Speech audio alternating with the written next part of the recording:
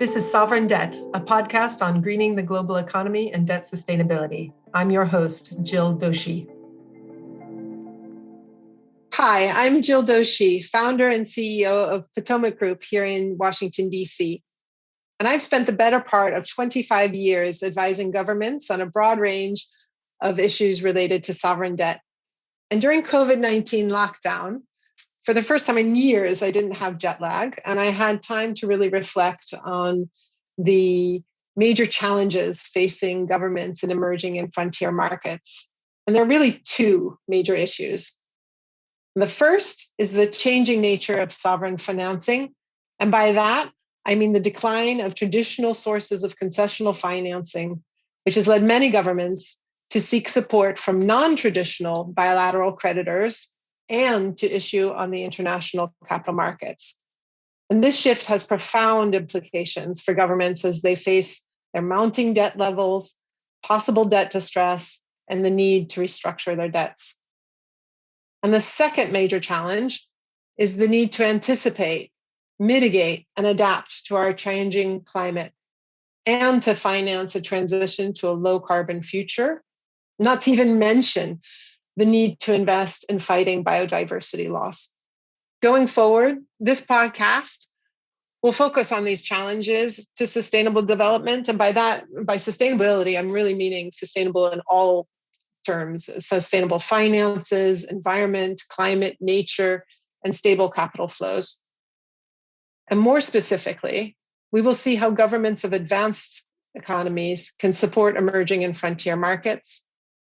And I hope that this podcast can also be a forum for debt managers from emerging markets so that they can share their experiences.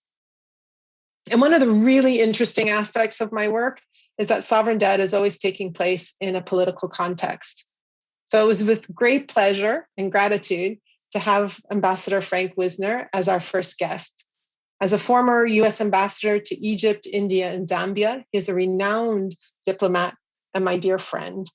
And I have invited him here today to help us set the stage to understand the challenges facing our global community. So the first question I have for you is really the rise of China. We had the recent so-called Sputnik moment this week with the successful launch of the hypersonic missile. We've had ongoing trade disputes, but at the same time, we've seen China start to engage perhaps more productively on the international stage. And they have certainly been coordinating with other countries in debt relief initiatives through the G20 and DSSI. Can we hope to see that China is going to be a productive partner going forward in the multilateral systems? Or are we actually entering into this kind of new Cold War, as many anticipate? Jill, thank you very much for the question. And I want to thank you as well for your flattering introductory remarks. But I need to say for openers how very, very glad I am that you and the Potomac Group have taken the initiative in launching this podcast series. There is nothing we all need more than sharp professional focus on the global challenges you mentioned. And there's nobody, frankly, who's better equipped than you, Jill, with your extraordinary background, financial acumen, your experience with developing markets, your mastery of modern economics, to be able to lead such a podcast and a look at the very emerging and frontier market challenges that we all face. So thank you, and thank you for including me as an opening speaker in this series.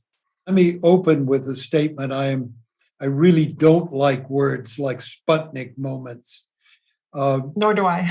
Because I believe they create a false sense of drama and danger that need not, must not, and if our diplomacy is successful, should not exist. We don't face a crisis with China. We face a long-term, multi-decade competition with China, and that's very different. And the purpose of that competition is to be able to manage a relationship, a competitive relationship with China that avoids the use of force and excessive hyper language like Sputnik moment.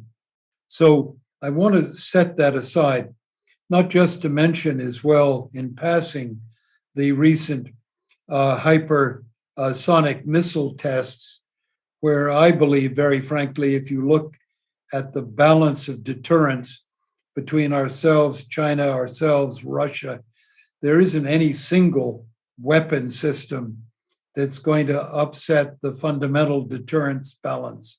And other attempts to create a false sense of insecurity can only lead to excessive spending and military outcomes that, frankly, in my judgment, the situation does not call for.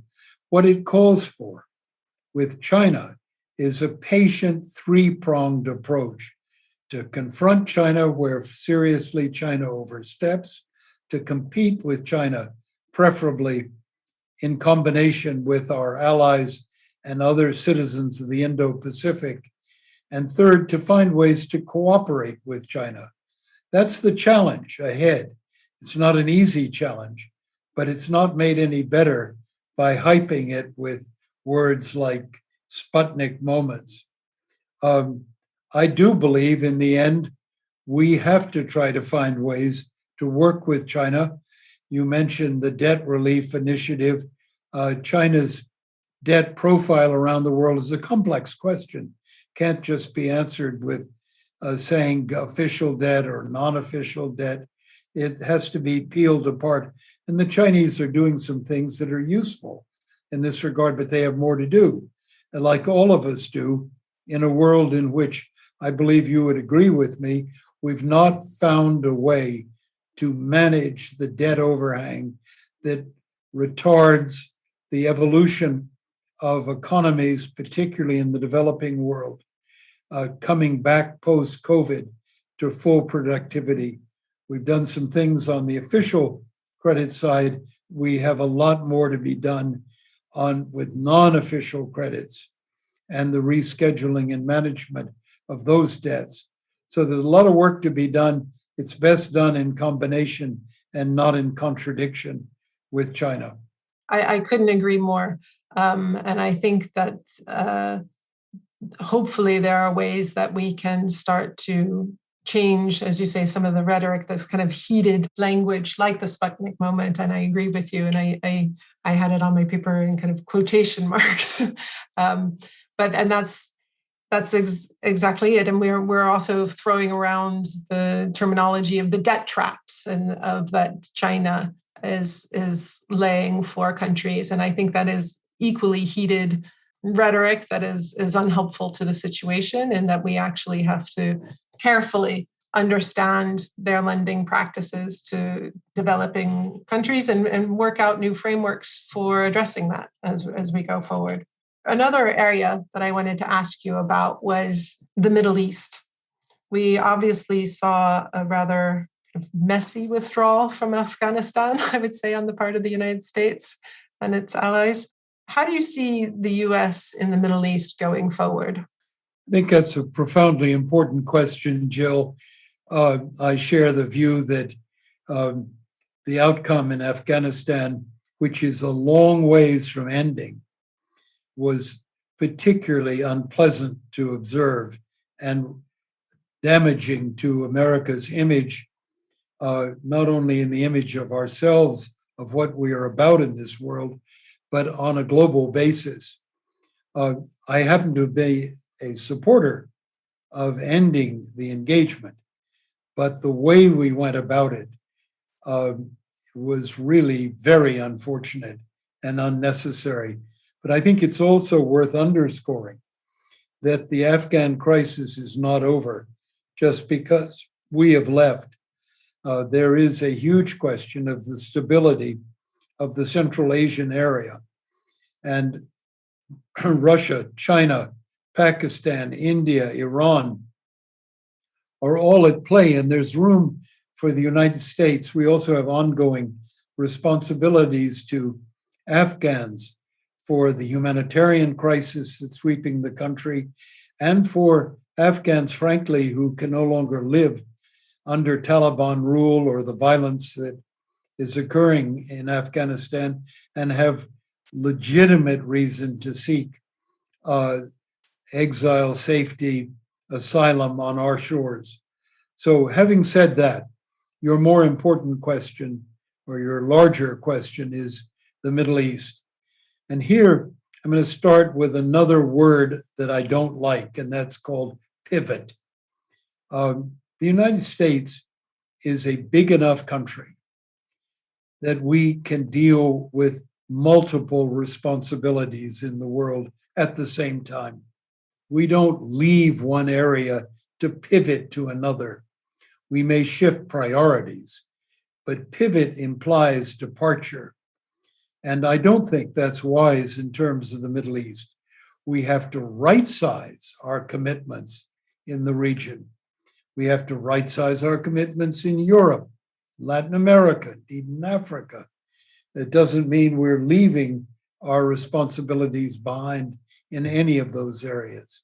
We have to give priority to the Asia responsibilities, which we've borne one way or another for decades now. In fact, our Asian dimension goes back to the earliest days of our history. We fought wars in Asia. We have huge trade and economic immigration ties to Asia.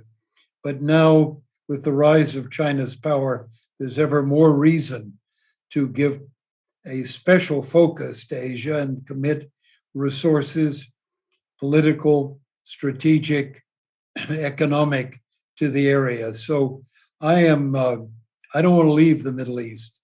But if I don't leave the Middle East, I want to right size. And by right size, I mean getting a strategy in place that permits us to explain what we're doing to our own people and to the region. And I have a couple of principles. First, I believe the core interests of the United States are served by achieving a balance of power in the region that leads to stability and security.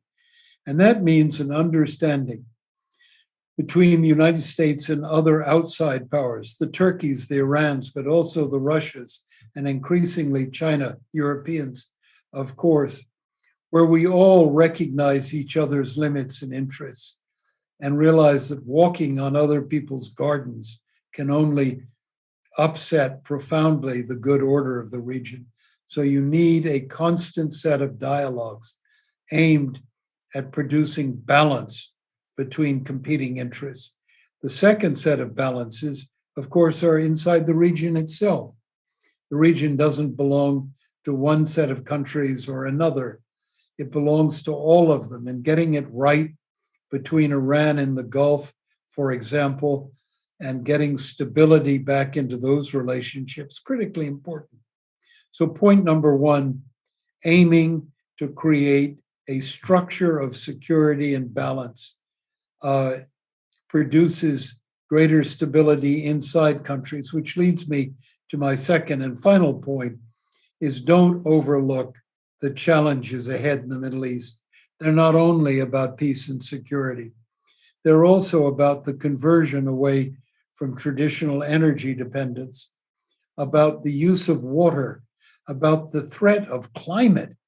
Nowhere is food insecurity potentially greater than in the Middle East, about employment, the vast numbers of young people coming out onto the job markets of the region without any particular hope and feeding radical trends and tendencies, which we've seen since the Arab Spring and the Muslim Brothers and Al-Qaeda and Daesh and similar institutions.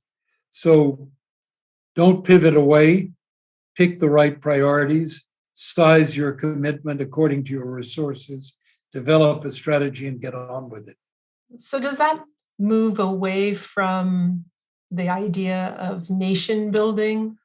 Is that, if we are saying that Afghanistan, we were there before and we had the conflict, and then we were, I think, kind of trying to really kind of shape its society.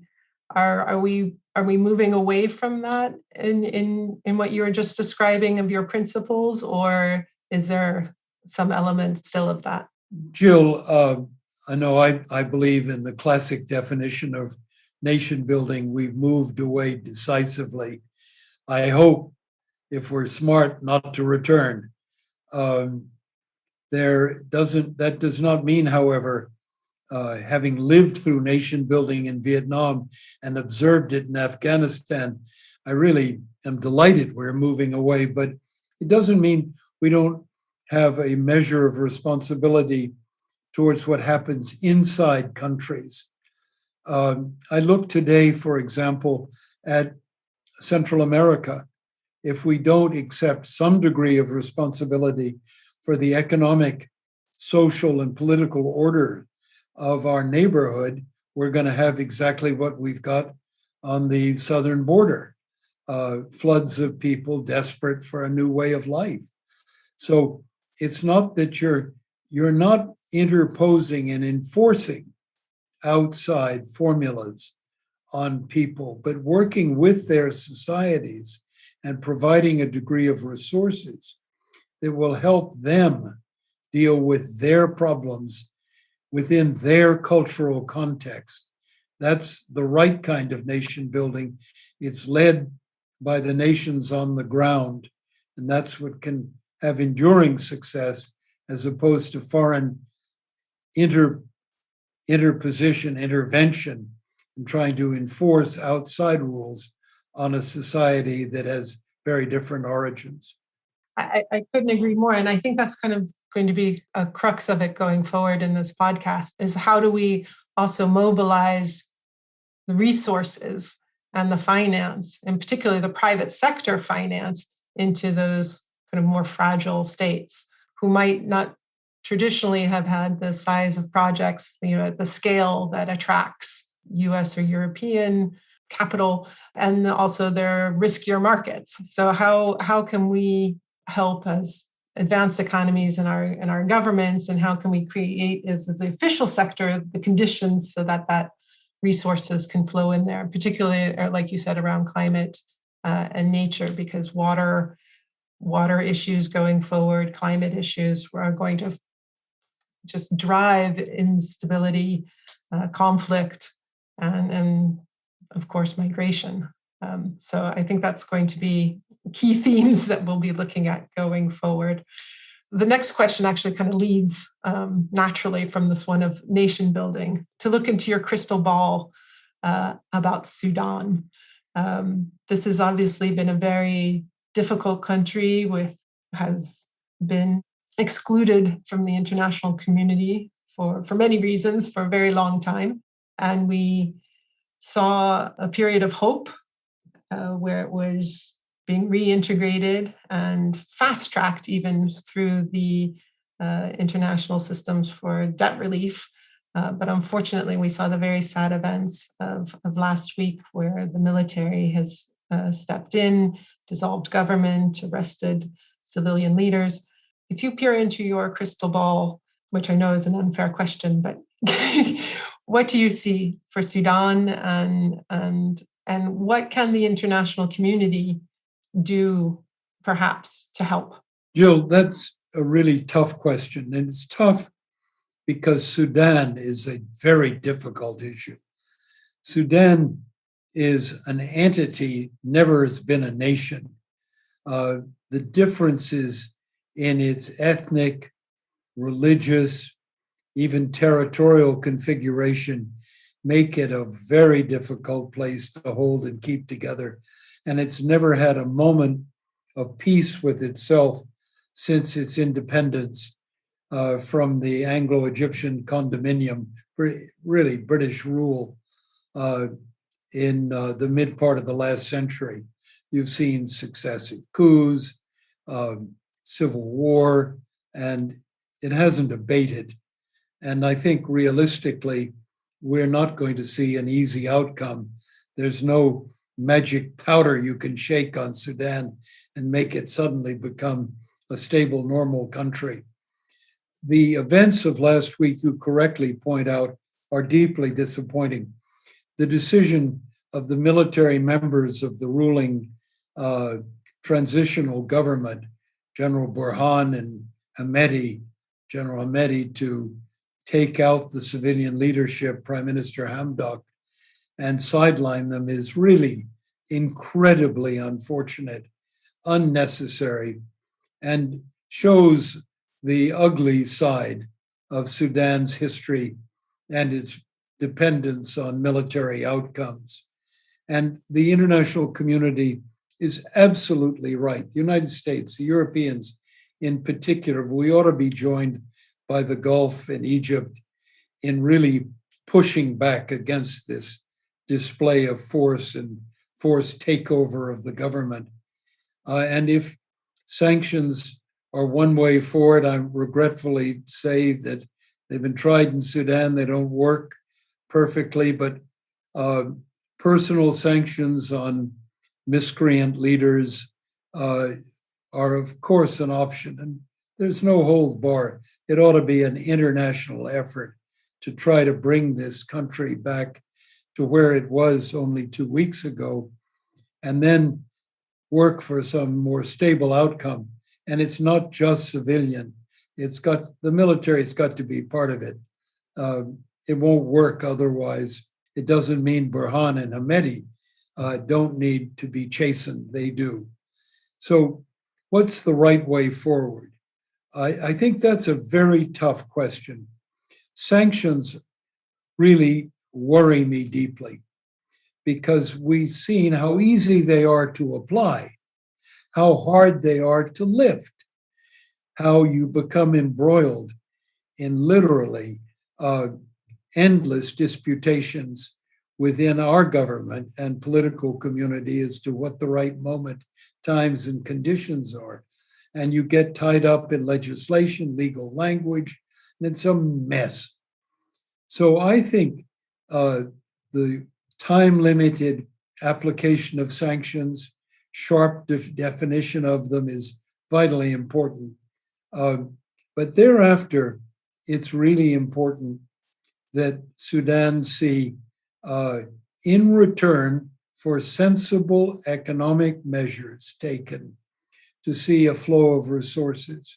And that means rescheduling private as well as public debt and committing the outcome of those rescheduling arrangements to reinvesting in the Sudanese economy. Sudan is, in fact, a rich nation.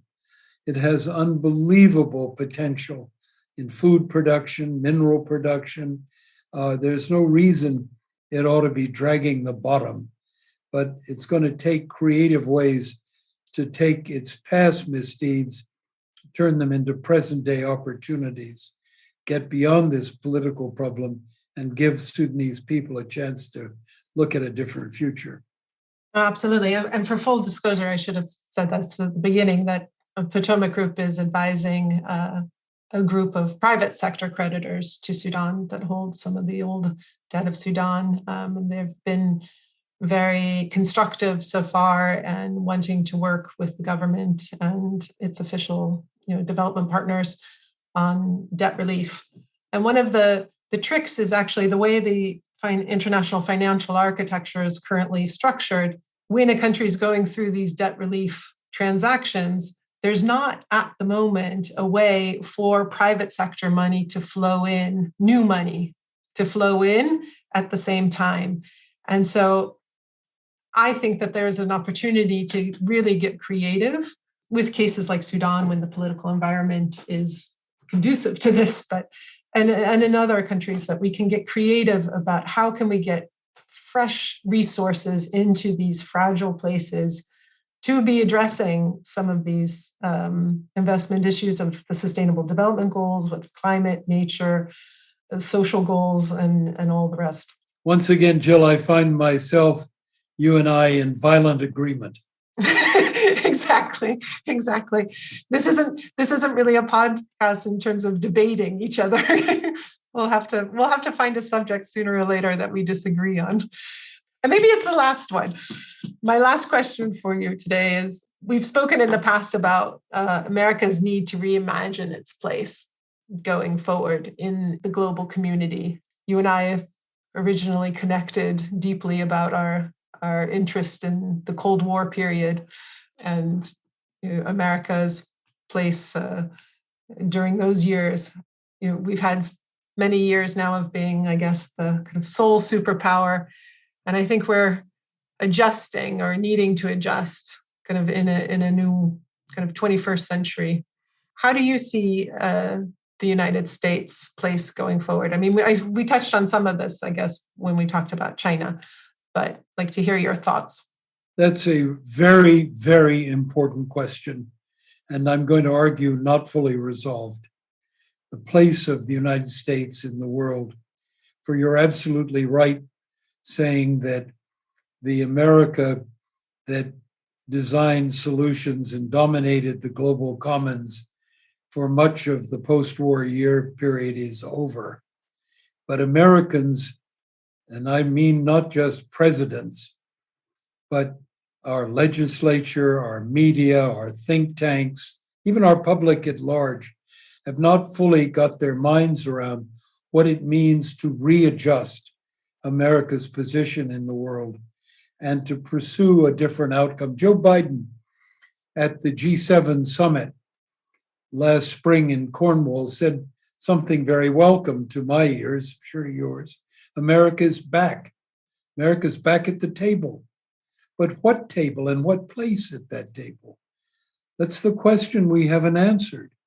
Are we expecting to be back sitting at the head of the table, designing the menu, setting the fare before the participants, deciding who gets how much of each dish that comes upon the table?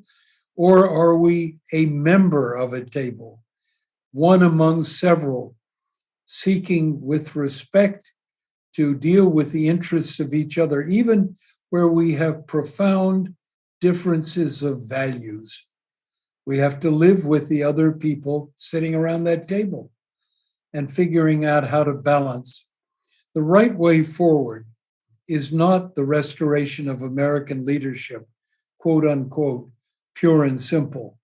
It's the restoration of America's place at the table, the discipline of sharing, and the need to find multilateral solutions to difficult, vexing, current day problems. As an example of what I mean, take a look at what Janet Yellen has done in forging a consensus on the new tax rates for corporations. This is an amazing effort of which the United States has taken the lead, but it's a consensual lead in formulating a global response to a very important revenue enhancing issue and inequity in the way revenue is raised and collected. So that's what I mean by the right place at the table. You're sitting at the table along with others, designing outcomes that we can be creative and use our resources, our minds to shape, but responsibility is shared in a multilateral sense. Are you optimistic that the United States can do that? I mean, both the population and the leadership. Are we ready for multilateralism? Are we ready to kind of share the leadership role?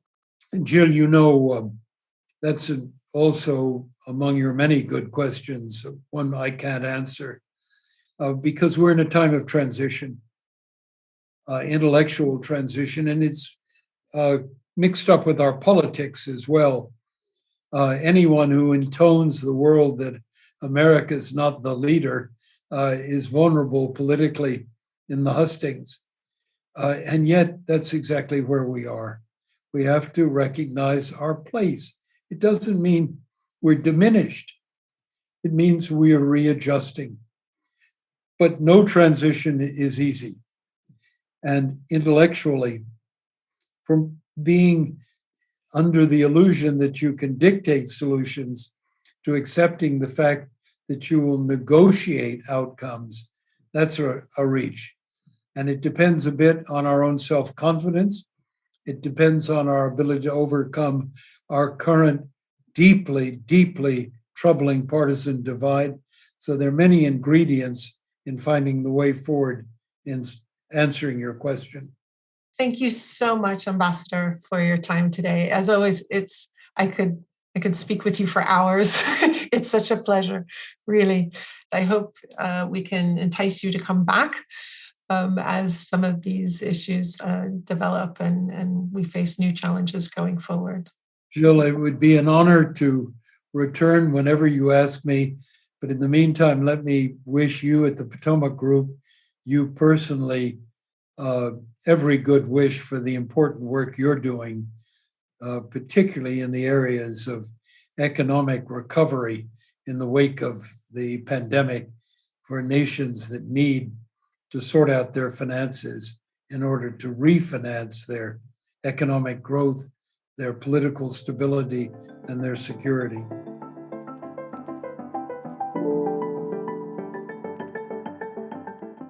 Thank you for listening.